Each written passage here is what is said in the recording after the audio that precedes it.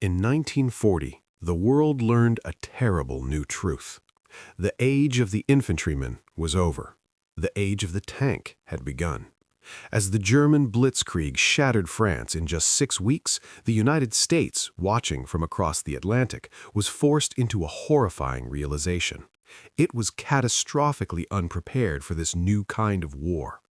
Its best tank, the M2 Medium, was a joke, a flimsy machine gun bristling relic that was already a museum piece. America needed a medium tank, and it needed it yesterday. The result of this desperate scramble was this, the medium tank M3. It was one of the strangest, ugliest, and most compromised tank designs in history. Its own crews joked that it looked like a cathedral driving down the road. And yet this ugly duckling, this stopgap savior, would arrive in the hands of the British Army at the darkest moment of the war in North Africa. And it would be the one weapon that could finally stand up to the Panzers.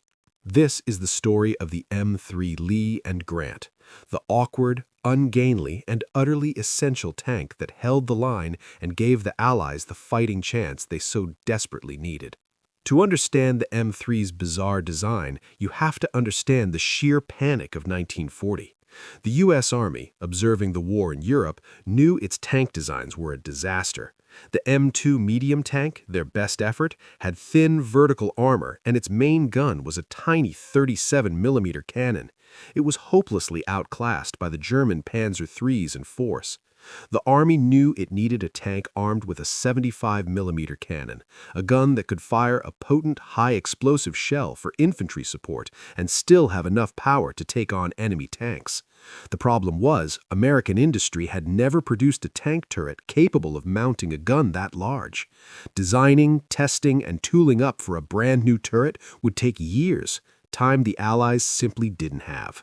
So, the Ordnance Department made a radical and desperate compromise. They would take the chassis of their new medium tank design, mount the powerful 75mm cannon in a limited traverse sponson on the right side of the hull, and simply place their existing smaller 37mm tank turret on top. This two-gun, multi-turret concept was already considered obsolete by most designers, but it was a deeply flawed yet brilliant stopgap. It meant America could get a 75mm gun-armed tank into mass production immediately using existing components. The result, adopted in mid-1941, was the medium tank M3. The M3 quickly developed two distinct personalities, a result of the desperate needs of the Lend-Lease program. The American version, with its tall, cylindrical commander's cupola on top of the 37mm turret housing a machine gun, was named the M3 Lee after the Confederate General Robert E. Lee. It required a crew of 7 men to operate its multitude of weapons. But it was the British who needed the tank most desperately. They were being hammered by Rommel's Afrika Korps in the North African desert and had lost a huge amount of equipment at Dunkirk. They placed massive orders for the M3. But as a more experienced tank-fighting army, they requested a crucial modification. They designed a new, larger cast turret for the 37mm gun. This new turret eliminated the American cupola, creating a lower profile, and it housed the tank's radio, allowing the tank commander, positioned in the turret, to direct both the vehicle and the battle without having to shout commands down to the radio operator in the hull. This British version, with its 6-man crew, was named the M3 Grant after the Union general Ulysses S. Grant.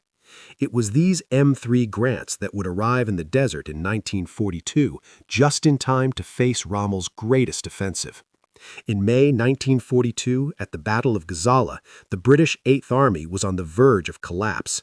Their own Crusader and Matilda tanks, armed with small 2-pounder cannons that fired only solid shot, were hopelessly outgunned by the German Panzer IIIs and IVs, which could fire both armor-piercing and high-explosive rounds. But the British had a secret weapon, the newly arrived M3 Grants. When Rommel's Panzers encountered the new American-made tanks for the first time, it was a profound and nasty shock. The German tankers had never faced an Allied tank with a 75mm gun before. The M3's main gun could fire a potent high-explosive shell, which was devastating against the Germans' towed anti-tank gun positions. But more importantly, its armor-piercing round could kill a Panzer III or an early Panzer IV from over 1,000 yards away. For the first time in the Desert War, the British had a tank that could meet the Germans on equal or even superior terms. While its combat debut was not enough to win the battle, the M3 Grant's arrival was a crucial factor in stopping Rommel's complete breakthrough and stabilizing the British lines before the pivotal Battle of El Alamein. The powerful American gun had finally evened the odds. But the M3 was far from a perfect weapon. It was a machine born of compromise, and its flaws were numerous and obvious. First, the profile. It was incredibly tall, over 10 feet high, making it a huge and easy target on the flat desert terrain. Second, the hull-mounted gun. The 75mm cannon's limited traverse of just 30 degrees meant the entire tank had to pivot to aim at a moving target, a slow and clumsy process that exposed its flat, poorly sloped side armor. To properly fight, the M3 had to be in a hull-down position, with its hull protected behind a ridge, using only its main gun like a piece of self-propelled artillery. And third, its riveted construction. Instead of being welded, the M3's armor plates were riveted together. When struck by a non-penetrating enemy shell, the kinetic energy could cause these rivets to shear off and become deadly red-hot projectiles inside the tank, a terrifying phenomenon known as spalling. It was a flawed, compromised design in every sense, and the men who fought in it knew they were in a vulnerable machine. Despite its flaws, the M3's story didn't end in Africa. It became a global workhorse, a testament to America's industrial might. In the hands of the U.S. Army, the M3 Lee was one of the main tanks used during the invasion of North Africa in Operation Torch, but its most surprising theater of war was the Eastern Front.